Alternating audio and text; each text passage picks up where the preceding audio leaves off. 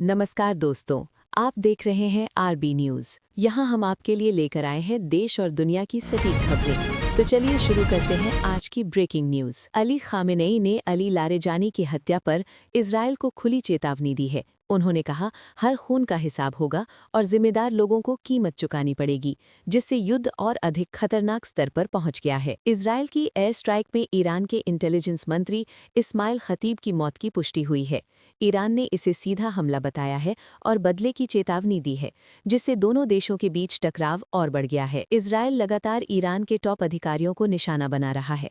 अली लारेजानी के बाद अब कई बड़े अधिकारियों पर हमले हुए हैं, जिससे साफ संकेत है कि ये सुनियोजित टारगेट किलिंग ऑपरेशन है। नेटो देशों ने साफ कर दिया है कि वो ईरान युद्ध में सीधे शामिल नहीं होना चाहते।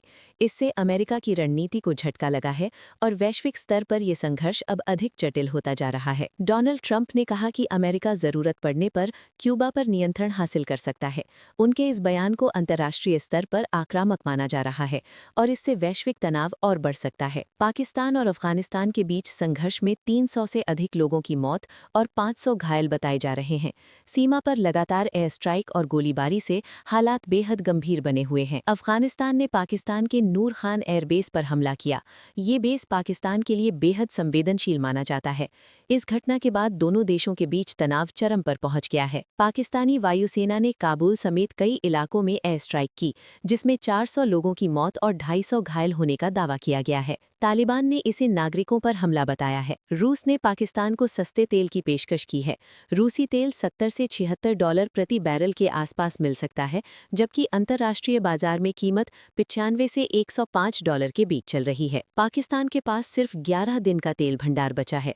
ऊर्जा संकट के कारण सरकार पर दबाव बढ़ गया है और जल्द समाधान नहीं हुआ तो आर्थिक स्थिति और बिगड़ सकती है। भारत ने हॉर्मुज़ स्ट्रेट के पास अपने 2 युद्धपोत तैनात किए हैं, ताकि तेल और गैस लेकर आने वाले जहाज़ों की सुरक्षा की जा सके।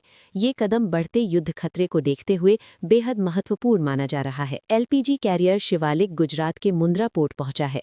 ये शिपमेंट ऊर्जा सप्लाई को बनाए रखने के लिए अहम माना जा रहा है, खासकर ऐसे समय में जब वैश्विक तेल गैस संकट गहराता जा रहा है। भारतीय रुपया गिरकर लगभग 92.91 रुपया प्रति डॉलर के स्तर पर पहुंच गया है। विदेशी निवेश निकासी और महंगे कच्चे तेल के कारण ये गिरावट देखी जा रही है, जिससे महंगाई का खतरा और बढ़ गया है। ब्रेंट क्रूड ऑयल की कीमत 100 से $105 प्रति बैरल के बीच पहुंच गई है। इससे भारत में पेट्रोल डीजल की कीमतें बढ़ने और महंगाई बढ़ने की आशंका तेज हो गई है। इंदौर में इलेक्ट्रिक कार चार्जिंग के दौरान शॉर्ट सर्किट से आग लग गई, जिसमें 8 लोग जिंदा जलकर मौत हो गई। डिजिटल लॉक नहीं खुलने से लोग बाहर नहीं निकल सके, जिससे हादसा और भी भयावह बन गया। राजस्थान के जालौर में एथेनॉल से भरा टैंकर पलट गया और आग लग गई। करीब 200 मीटर तक आग फैल गई, जिसमें ड्राइवर जिंदा जल गया, जबकि उसका भाई कूदकर बच गया। दिल्ली में 4 मंजिला इमारत में आग लगने से 9 लोगों की मौत हो गई। दमकल की कई गाड़ियों ने मौके पर पहुंचकर आग पर काबू पाया, लेकिन तब तक बड़ा नुकसान हो चुका था। बिहार में होटल रेस्टोरेंट में शमशान का कोयला इस्तेमाल करने का मामला सामने आया है। रिपोर्ट्स के अनुसार शादी और होटल में इसी कोयले से खाना बनाया जा रहा था, जिससे खाद्य सुरक्षा पर गंभीर सवाल उठे हैं। राज्यसभा में एलपीजी संकट को लेकर विपक्ष ने जोरदार हंगामा किया।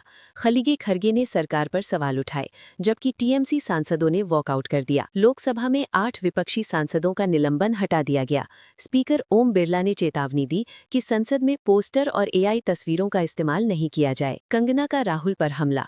कंगना राणौत ने राहुल को टपोरी कहकर बड़ा विवाद खड़ा कर दिया है। विपक्ष ने इसे अपमानजनक बताया है। चुनाव आयोग ने 5 राज्यों के चुनाव की तारीखें घोषित की। पश्चिम बंगाल 23 से 29 अप्रैल, तमिलनाडु 23 अप्रैल, असम, केरल, पुडुचेरी 9 अप्रैल और 4 मई को रिजल्ट घोषित होंगे। एडीआर रिपोर्ट के अनुसार केरल में लगभग 70% विधायकों पर आपराधिक केस है और आधे से ज्यादा करोड़पति हैं। इससे राजनीति में पारदर्शिता पर सवाल खड़े हो गए हैं। आज देश भर में अलग अलग नामों से नववर्ष मनाया जा रहा है।